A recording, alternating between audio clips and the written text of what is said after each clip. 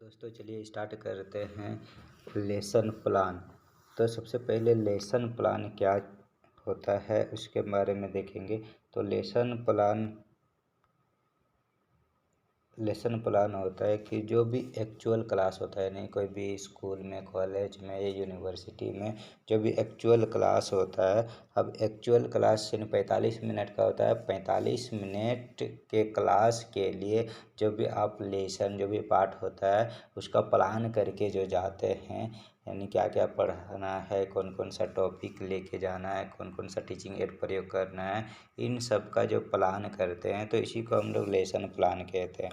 तो lesson plan के लिए सबसे पहले अपना परिचय देना पड़ता है कि छात्राध्यापक का नाम क्या है, उसका अनुक्रमांक कितना है, फिर कौन से तारीख को आप पढ़ाने के हैं उसके बारे में, फिर विद्यालय का नाम, कक्षा और विभाग यानी कौन से क्लास के बच्चों को पढ़ा रहे हैं, फिर कौन सा सब्जेक्ट लेके पढ़ा रहे हैं उसके बारे में, फिर कौन से क्लास के बच्चे को पढ़ा रहे हैं, उस क्लास के बच्चों की आयु कितनी है उसके बारे में, नेक्स्ट काल पीरियड यानी तो कौन सा पीरियड में पढ़ा रहे हैं, तो प्रथम period, second period, third period ये आता है।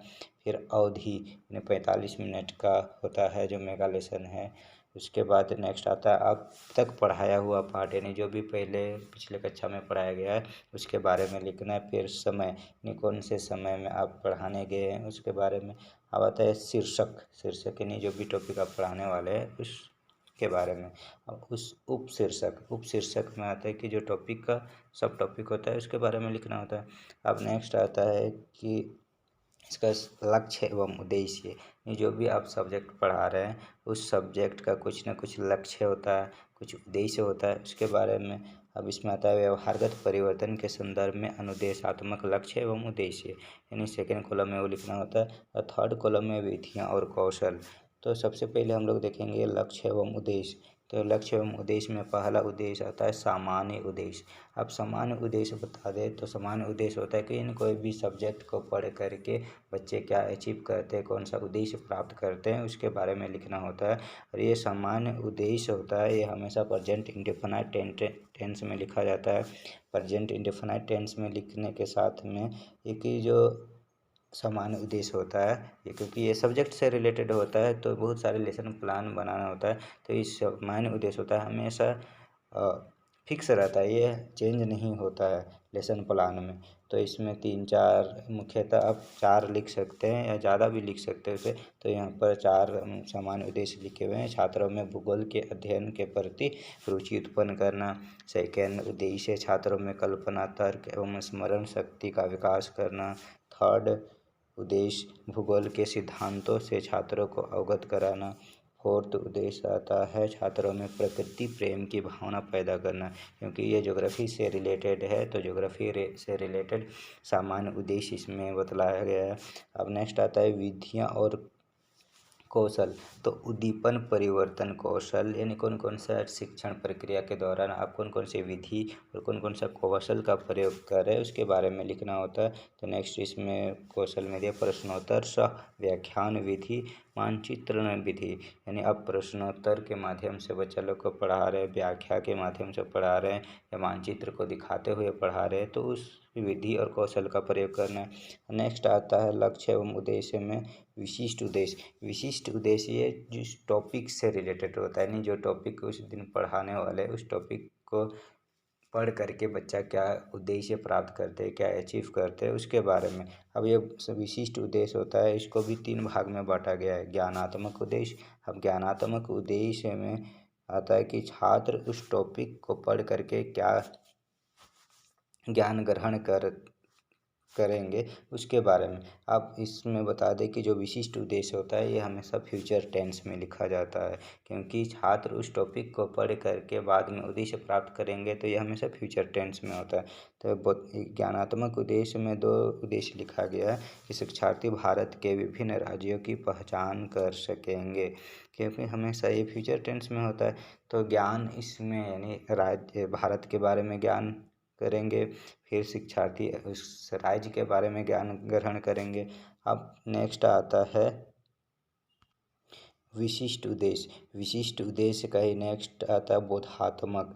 बोधात्मक में भी 2 रखा गया है। यानी अब इसमें जो विशिष्ट उद्देश्य होता है इसको भी 3 भाग में बाँटा गया। अब 3 भाग का आप मुख्यतः 2-2 करके लिख सकते हैं, क्योंकि बहुत सारे लेसन प्लान बनाना होता है। तो हर लेसन प्लान के लिए जिस तरह टॉपिक चेंज होता है उसी प्रकार टॉपिक के अनुसार आप इसमें विशिष्ट उद्देश्य चेंज कर सकते हैं, क्योंकि चेंज करना ही होता है।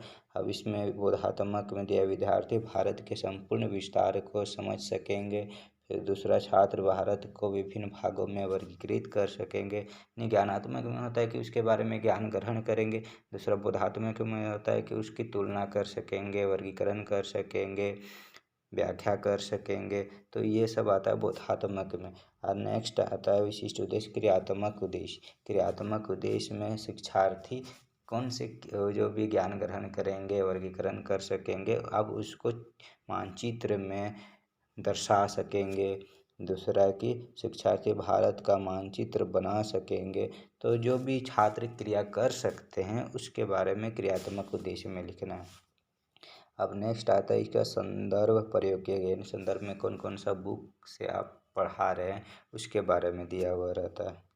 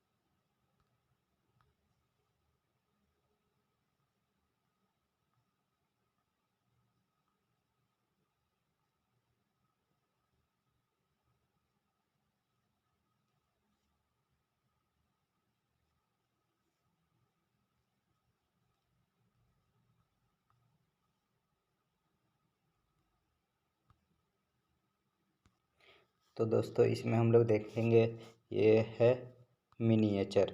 मिनिएचर यानी जो भी चार्ट पेपर में शिक्षण प्रक्रिया को प्रभावी बनाने के लिए जो चार्ट पेपर बनाया जाता है उस चार्ट पेपर का छोटा रूप मिनिएचर कहलाता है। तो मिनिएचर हमेशा 2 डायमेंशनल बनाया जाता है, यानी जो आप पहले इसमें देख रहे होंगे आप लोग कि जो A4 साइज का वाइट पेपर है इसमें हम कलर पेज के माध्यम से इसको एक ग्लोब बनाए, फिर इंडिया का मैप बनाए। तो ये हो गया मिनिएचर, क्योंकि लेसन प्लान में मिनिएचर बनाना ज़रूरी होता है। उसके बाद आता है ये टीचिंग एड्स यानी शिक्षण सहायक सामग्री।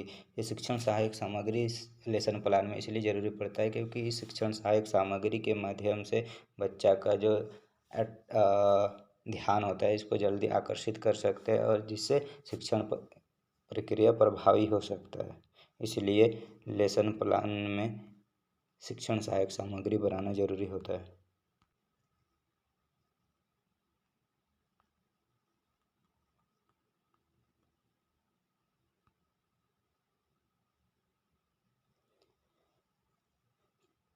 तो दोस्तों, मैं आशा करता हूँ कि आप सभी को यहाँ तक समझ में आ गया होगा कि किस प्रकार लेसन प्लान बनाना है, लेसन प्लान बनाने के कौन कौन से विधि हैं और उसका पैटर्न किस प्रकार का है।